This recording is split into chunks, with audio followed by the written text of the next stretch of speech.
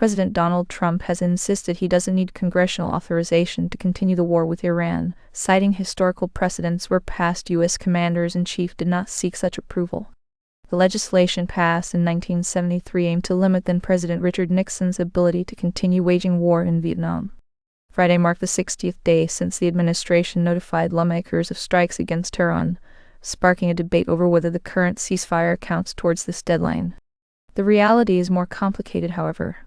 President George H.W. Bush sought congressional authorization for the 1991 Gulf War before launching Operation Desert Storm, even as he argued that approval from lawmakers wasn't required. Trump and Defense Secretary Pete Hegseth contend that the deadline clock paused when the current ceasefire went into effect. The reality is more complicated, however. A federal appeals court has restricted access to one of the most common means of abortion in the U.S. by blocking mailing of prescriptions of mifepristone. A panel of the New Orleans-based 5th U.S. Circuit Court of Appeals is requiring that the abortion pill be distributed only in person at clinics.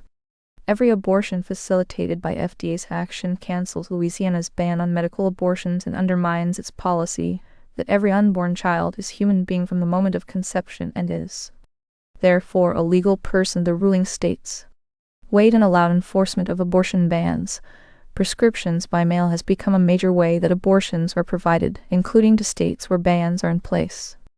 In the nation, said Julia Kay, an ACLU lawyer, this telemedicine is restricted. Rural communities, people with low incomes, people with disabilities, survivors of intimate partner violence, and communities of color suffer the most. U.S. court has issued an order significantly restricting access to the abortion pill mifepristone by mail. The drug's availability was expanded in April 2021, when the FDA said it would lift the in-person dispensing requirement for mifepristone for the duration of the COVID-19 pandemic. A new law, which came into force in December, aims to correct the historical inequity by allowing not just the children of Canadians to claim citizenship, however, anyone who can prove ancestral tie. Canadian immigration officials received 12,430 applications, of which 6,280 applications were processed. 1,480 were granted. The application only costs $75, $55, £40, but the cost of genealogists, records, fees, and lawyers can push the total cost into the thousands. It's completely taken over my life. Lager says he's worried about the unintended consequences of the law, which was passed after an Ontario court found that limiting citizenship rights to only the first generation was unconstitutional. Birth certificates were not standardized in Quebec until the 1990s. Before that, many births were recorded by the parish in baptismal certificates. Pope Leo the Fourteenth has appointed Evelio Menjivar-Ayala, an advocate for immigrants who opposed U.S. President Donald Trump's immigration crackdown policies, as the new bishop of the Diocese of Wheeling-Charleston. Menjivar-Ayala, 55, fled El Salvador during its civil war in the late 1980s and eventually entered the United States illegally before gaining humanitarian protection and becoming a U.S. citizen 2 decades ago. He has been vocal against Trump's policies, emphasizing that could have been me, highlighting his personal connection to immigration issues. In West Virginia, where only 2.4% of the population is Latino compared to over 40% in Washington, D.C., Menjivar-Ayala plans to prioritize listening to those on the margins and treating all as Jesus would. His first speech focused on acceptance and understanding, reflecting his background and values. The appointment underscores a significant shift within U.S. Catholic leadership, bringing an advocate for immigrants into one of West Virginia's most diverse dioceses by population demographics. Texas-based summer camp operator, Texas Camp Mystic, has announced it will not reopen this year. The decision comes after parental protests and concerns over safety following last July's tragic floods at the facility, where 25 girls and 2 counselors lost their lives. The company had initially planned to host approximately 800 girls in a different location that did not experience any fatalities during the recent storms. However, has now decided against proceeding with its summer program. Camp Mystic cited ongoing investigations into last year's incident as well as parental apprehensions about safety measures and conditions at potential new sites.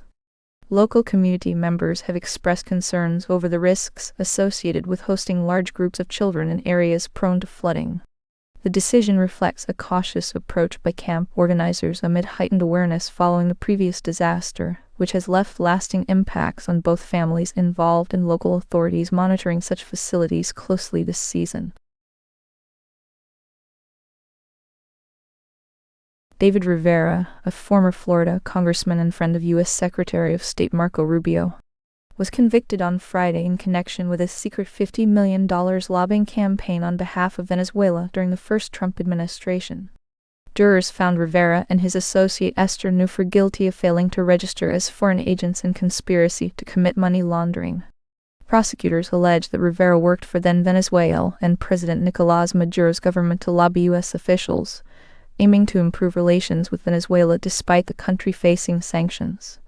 The 6-week trial saw testimony from Secretary of State Marco Rubio, a friend of Rivera's, as well as Texas Congressman Pete Sessions, both of whom said they had no idea of Rivera's lobbying.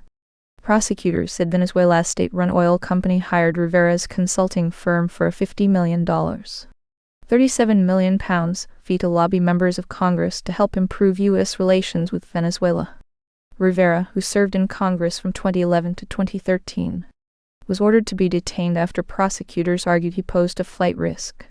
He showed little emotion when the verdict was read, according to U.S. media outlets. Defense lawyers had said the lobbying was for a U.S. subsidiary of the oil company, not the Venezuelan government.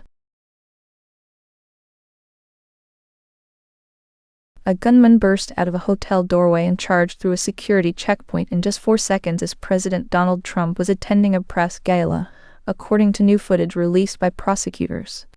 Cole Tomas Allen, 31, is charged with attempting to assassinate President Trump at the White House Correspondents' Association dinner. The CCTV video appears to show a security agent opening fire in the direction of the sprinting gunman, who is carrying a long-barreled weapon. It is unclear if he discharges it. The defendant is accused of carrying a semi-automatic handgun, a pump-action shotgun, and 3 knives as he ran through a terrace level, 1 floor above the basement ballroom where the high-profile press gala was unfolding. Trump, Vice President J.D. Vance, cabinet members, and other White House officials were rushed from the venue after gunfire rang out. The latest footage shows nearly a dozen security agents gathered around a security checkpoint at the hotel.